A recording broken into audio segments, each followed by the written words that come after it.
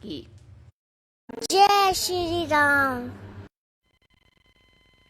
अभी हमारे साथ मिस अमृता कुमारी जी हैं, जिन्होंने 64वीं बीपीएससी की परीक्षा में सफलता प्राप्त कर पूरे रोहतास जिले को गौरवान्वित किया। अमृता जी, आपको इस सफलता के लिए बधाइयां एवं शुभकामनाएं। धन्यवाद मैम। अमृता जी, बिहार की सर्वाधिक प्रतिष्ठित सेवा के लिए बीपीएससी द्वारा चयन किया जाना अपने आप में काफी गौरवपूर्ण है। आप अपने पारिवारिक पृष्ठभूमि के बारे में कुछ बताएं। मैम, जो मेरी पारिवारिक पृष्ठभूमि है यही है। मेरे जो दादाजी हैं वो एक सेवानिवृत्त शिक्षक हैं और मेरी मम्मी जो है वो आंगनबाड़ी में सेविका है और पापा का एक मेरा जनरल स्टोर है मैम। तो इसी तरीके से मेरा जो है जर्नी स्टार्ट हुआ है और वहीं से मैंने पढ़ाई लिखाई भी किया हुआ है और आगे फिर मैंने दिल्ली में अपना पढ़ाई किया है। तो इस तरीके से काफी सिंपल सा रहा है। बिल्कुल मैं मीडियम सी फैमिली से हूँ। जी। अमृता जी, आपको बीपीएससी क्लियर करना है, ये ख्याल कब आया और इसके बारे में कब सोचा आपने कि बीपीएससी क्लियर करना है? एक्चुअली मैम, ये जो है मेरा ड्रीम 8th क्लास से ही था जी। बट ये था कि मैम फैमिली में बहुत ज्यादा भी फाइनेंशियल वो नहीं था, तो इसलिए मैंने पहले एसएससी को चूज किया क्योंकि पहले ये था कि एक जॉब सिक्योरिटी ले लेती हूँ, फिर क्योंकि कहीं ना कहीं एक पता था कि इसमें अनसर्टेनिटी भी होती ही है जी। तो ये लग रहा था, तो इसलिए पहले मैंने एसएससी का प्रिपरेशन किया। तो फिर उसी टाइम मेरा मुझे लगता है 2-3 सालों में एलडीसी हो गया था और साथ में मैंने वो भी किया। दिल्ली जब मैं गई तो साथ में मैंने ऐसी प्री दिया हुआ था फर्स्ट अटेम्प्ट जी। तो मेरा प्री हो गया, तो फिर मैंने वहां मेंस का क्लास किया और ऐसे करके फिर मेरा हो गया। तो आपने इसकी तैयारी दिल्ली से शुरू की? जी मैम, मैंने दिल्ली से ही किया था और एसएससी का भी बेस थोड़ा सा जीएस का था, तो वो भी मुझे काफी सपोर्ट किया था मैम प्री के लिए। तो इसके लिए आपने कोई कोचिंग भी ज्वाइन किया था? हाँ जी मैम, मैंने मेंस के लिए स्पेशली कोचिंग किया था क्योंकि मेरा डिस्क्रिप्टिव जो था अभी मुझे बहुत ज्यादा आइडिया था नहीं, तो मुझे गाइडेंस की जरूरत थी। इसके साथ एक मेरे भैया भी थे मैम, वो भी इसी फील्ड में थे, तो उन्होंने भी मुझे काफी गाइडेंस दिया इस चीज में। बीपीएससी जैसी परीक्षा के लिए ठोस रणनीति की जरूरत पड़ती है ताकि परीक्षार्थी सफल हो सके। तो इस परीक्षा की तैयारी के लिए आपकी रणनीति क्या रही? आपने अपने आप को किस तरीके से ढाला इस परीक्षा की तैयारी के लिए? मैम, इसके लिए सबसे पहले तो ये चीज है कि जितना हम टफ बना देते हैं उतना नहीं है। सबसे पहले ये है कि हम इसको सिलेबस को अच्छे से फॉलो करें क्योंकि बिना सिलेबस के मैम कहीं ना कहीं हम अलग अलग चीज पढ़ते रहते हैं तो नहीं हो पाता है। तो मैंने सबसे अच्छे से सिलेबस, इवन मैं आज भी अपने जो है टेबल पे सिलेबस ही चिपका के रखती हूँ कि हाँ मुझे कहाँ पढ़ना है, ये नहीं कि इधर उधर भटक रही हूँ मैं।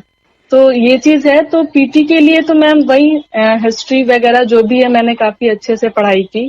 फिर मेंस के लिए मैम काफी लिमिटेड सिलेबस है, तो मैंने उसी को फॉलो किया। थोड़ा यूट्यूब से भी नोट्स बनाया, अच्छा नोट्स लेने की कोशिश की और मैंने काफी प्रैक्टिस किया, टेस्ट सीरीज वगैरह दिया, तो काफी हेल्प मिला वहां से, मीन्स मोटिवेट मिला कि हाँ आप अच्छा लिख रहे हो। जी, हमारे श्रोता जानना चाहेंगे कि आपने ऑप्शनल सब्जेक्ट क्या चूज किया था और साथ ही ऑप्शनल सब्जेक्ट चूज करते हुए हमें क्या सावधानियां बरतनी चाहिए? मैम, एक्चुअली ऑप्शनल सब्जेक्ट में ये था इशू, मैंने लेबर एंड सोशल वेलफेयर किया हुआ है।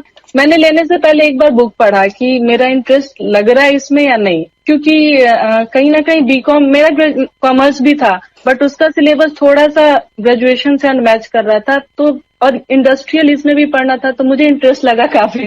फिर मैंने इसके लिए भी ट्यूशन ज्वाइन किया, तो मेरा इंटरेस्ट इस सब्जेक्ट में काफी है क्योंकि सोशल इश्यूज भी पढ़ने पड़ते हैं। तो इस तरीके से मेरा कहने का मतलब ये है कि अगर आप वही ऑप्शनल चूज कीजिए जिसमें आपको इंटरेस्ट हो। आप एक बार अच्छे से देख लीजिए कि कौन सा मुझे अच्छा लग रहा है, क्योंकि इंटरेस्ट होना मैम बहुत ही जरूरी है, कोई भी सब्जेक्ट हो।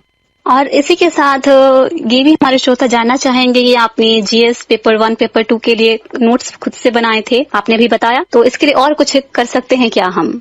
मैम, आजकल यूट्यूब का जमाना है तो काफी कुछ हेल्प मिल जाता है। इसके साथ मैम मुझे ट्यूशन से भी काफी नोट्स प्रोवाइड किए गए थे, तो उसको भी मैंने काफी फॉलो किया हुआ था। बट खुद से नोट्स बनाना थोड़ा सा बेटर हो जाता है क्योंकि अच्छे से एक बार चीजों को पढ़ के खुद से बनाने से चीजें अच्छे से समझ में आती हैं, ये चीज हो जाता है और फिर धीरे धीरे माइंडसेट होने लगता है कि हाँ मुझे क्या कैसे अच्छे से करना है। तो ये चीजें करनी चाहिए ताकि खुद को भी एक्सप्लोर कर सके, कुछ नया उसमें डाल सके। अमृता जी, बीपीएससी में समय प्रबंधन भी महत्वपूर्ण हो जाता है, तो आपने एग्जाम हॉल के अंदर और एग्जाम हॉल के बाहर मीन्स प्रिपरेशन करते टाइम कैसे टाइम मैनेजमेंट किया? मैम एक तो मैं जैसे जब भी एक ही क्वेश्चन लिखती भी थी, जैसे जब भी तो जैसे मेरा मैंने टाइम सेट कर रखा था कि 8 क्वेश्चन है तो चलो एक पे 20 मिनट्स देना है, तो मैं टाइमर लगा के करती थी। या फिर टेस्ट सीरीज भी मैं उसी के अकॉर्डिंग, जैसे मैंने पहली बार दिया तो मेरे आधे से अधिक क्वेश्चन छूट गए, फिर ऐसे करके मैंने घर पे प्रैक्टिस किया।